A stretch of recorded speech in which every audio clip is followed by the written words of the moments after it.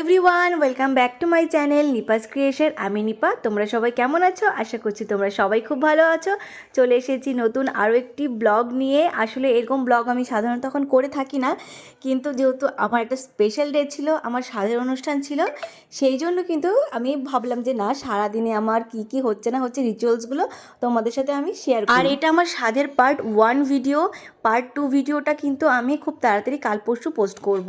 তার কারণ আমার 2 দিন প্রোগ্রাম হয়েছিল বাড়িতে। প্রথম দিন যেটা দেখতে পাচ্ছ এটা হচ্ছে গিয়ে সমস্ত রিচুয়ালস আমার সেই দিনই হয়েছিল, মানে এপ্রিল মাসের 3 তারিখে, যেদিন আমার সাধ ছিল। তো সেই দিনের দেখো অনেক কিছু রিচুয়ালস হচ্ছে এখানটাতে। কিন্তু এটা হচ্ছে আমার দুটো দিদি। এই দিদি কিন্তু আমার জন্য আর কি স্পেশালি পায়েস বানাচ্ছে। আর আমাদের অনেক নিয়ম আছে, তার মধ্যে কিন্তু এই যে একটা শ্যাওড়া গাছ হয়, এই গাছের ডালটাকে কিন্তু পুজো দিতে হয়। এটাকে কিন্তু অনেকে বনদুর্গা বলে। তো এই গাছটাকে কিন্তু গুড়ি পুজো বলে। এই গাছটার গুড়িতে পুজো দেওয়া হবে। আর আমি কিন্তু সকালবেলা স্নান ধান করে কিন্তু রেডি হয়ে গেছি, নতুন কাপড় পরেছি। পুরো 7 মাসে জার্নিতে আমি নতুন একটা কাপড়ও পরতে পারিনি আমার বডিতে। তো এই প্রথম এতদিন পরে কাপড় পরছিলাম। আর দেখতে পাচ্ছ এখানটাতে আমার বর, আর এটা হচ্ছে আমার ননাস, আমার দিদি হয়। তো ওরা ভাই বোন মিলে কিন্তু খুব এনজয় করছে, খুব আনন্দ করছে।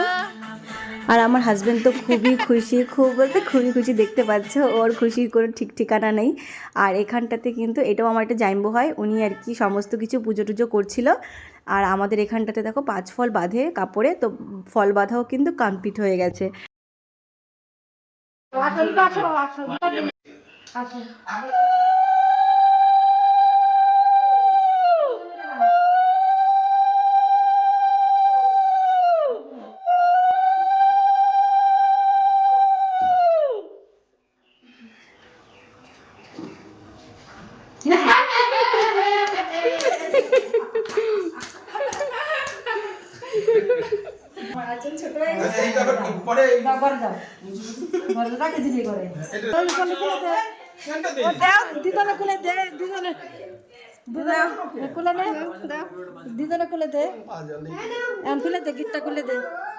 কিন্তু খুব মজার একটা খেলা ছিল, আমার কাছে খেলার মতনই মনে হয়েছে, জানি না তোমরা কি মনে করো।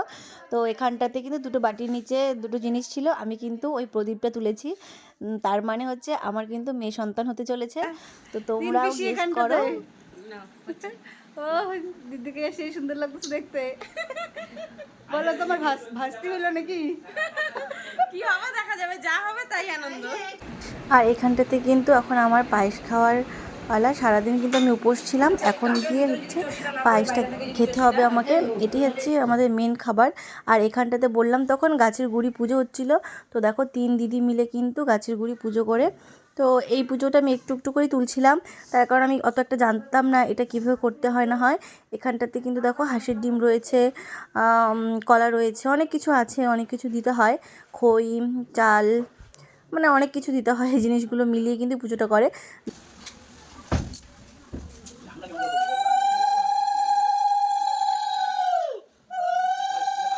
তো এটাই ছিল আমার ফার্স্ট পার্টের ভিডিও। নেক্সট ভিডিও কিন্তু কাল পরশুর মধ্যে চলে আসবে।